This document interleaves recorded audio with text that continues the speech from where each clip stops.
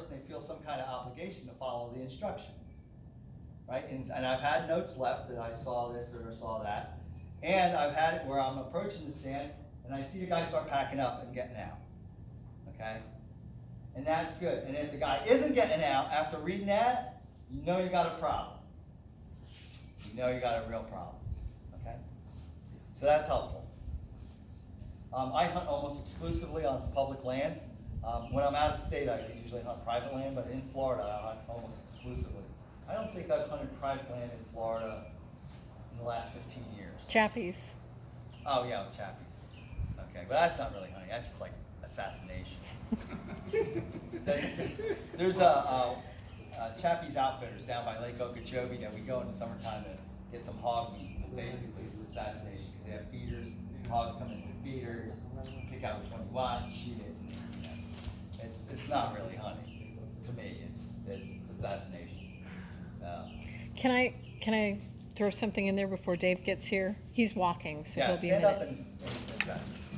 Michael mentioned earlier the duet orientation, and they offer it a couple of times a year.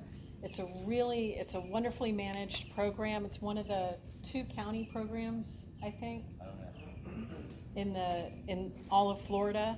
And their orientation is mandatory. Every year you have to go to their orientation. I'd highly recommend it. If you want to hunt there. If you want to hunt there. It's there. not mandatory for your hunting license or anything like that. But I apologize. yeah, it's okay. But it's really great. So it's Duet Preserve. And then the other thing It's is 24,000 acres, and they manage it.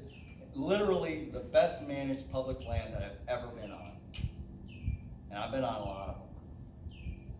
and one of the reasons why we hunt a lot of public land is because there's 5.4 million acres of public hunting land in the state of Florida, and that's larger than the state of New Jersey. So we've got plenty of opportunities here. So how much do you think it costs to hunt that 5.8 million acres? The permit to hunt that, how much do you think that costs? You like $500, $1,000, $2,000? If you lease some land, it's a couple of $1,000, right? Maybe 10,000, 5,000, 4,000. Okay? $26.50 for 5.8 million acres. $26.50. And right within from right where we are right now, within 2-hour drive, I guarantee you that there's over 300 square miles of public hunting. Okay?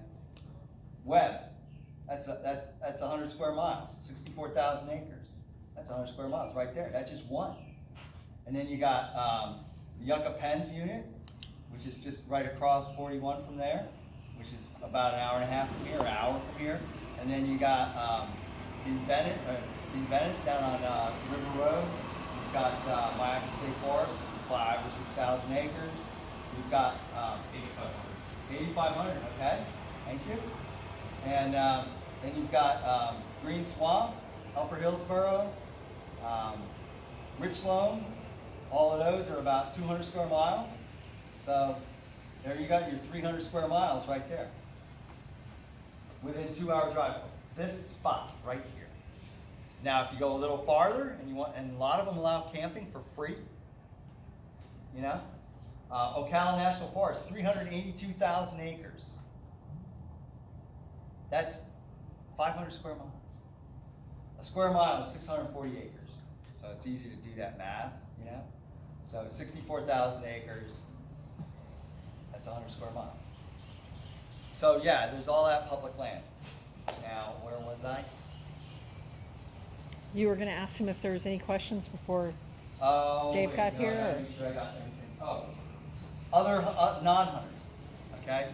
What percentage of the population do you think are anti-hunters?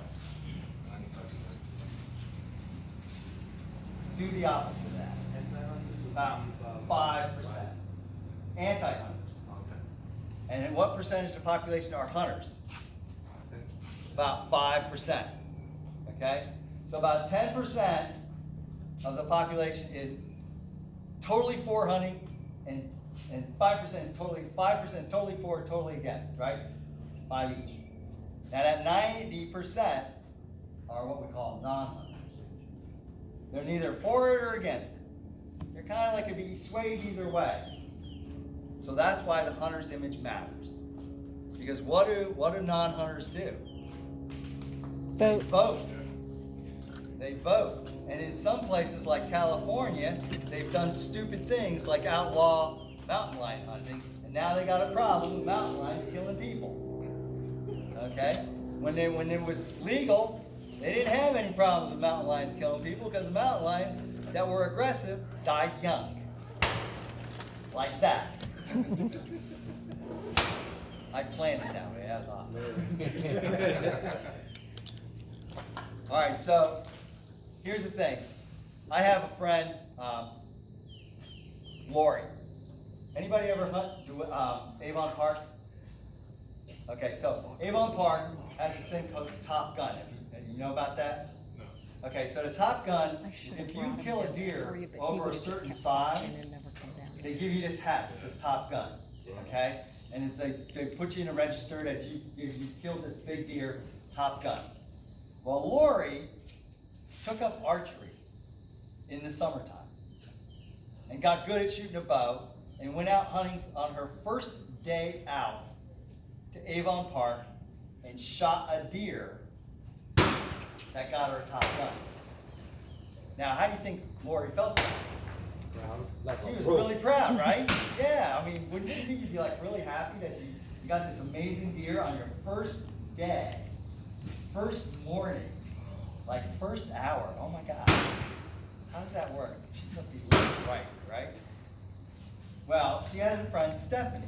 Now, the thing you gotta know about Stephanie is that Stephanie was born and raised in New York City and only moved to Sarasota like a year before that. Lori had a picture of her deer that was hanging. It was already gutted, had blood dripping out of its mouth, its tongue hanging out. And she said to Stephanie, "Hey, you want to see a picture of my deer?" Showed it to Stephanie. And Stephanie literally screamed and ran from the room. Now, what could Lori have done? Told her how the deer was before showing. Okay, yeah, and maybe just say, you know, you want to see a picture of the deer I shot. Okay, she could have had the deer posed in a more natural way. Okay, cleaned it up a little bit, you know, had it in a natural setting. You know, a lot of hunting magazines will not publish pictures of deer that are hanging. They'll only publish pictures of deer that, you know, they call it grip and grin, where you're holding the antlers and all that. So she could have said to Stephanie, "You want to see a picture of the deer I shot?" At the very least that. So if you're dealing with a non-hunter, be aware that their sensitivities might be different from yours. Yes, sir. That's like a guy that takes pictures of the turkey he shoots in his backyard and he texts us, "Look what I got, you haven't." I'm not mentioning that name, Michael. Y'all ready to go? Anybody want to see a video of my grandson carrying it? I got it. Let's go for a walk. We're gonna go down and shoot 22 black powder. And they haven't had a break yet, so maybe use them. Oh, okay, we gotta go to the head. Mhm. Yeah, just leave everything here. We'll be back in a short. Except your earplugs. Take your earplugs, because you're gonna Yeah. need them. Huh?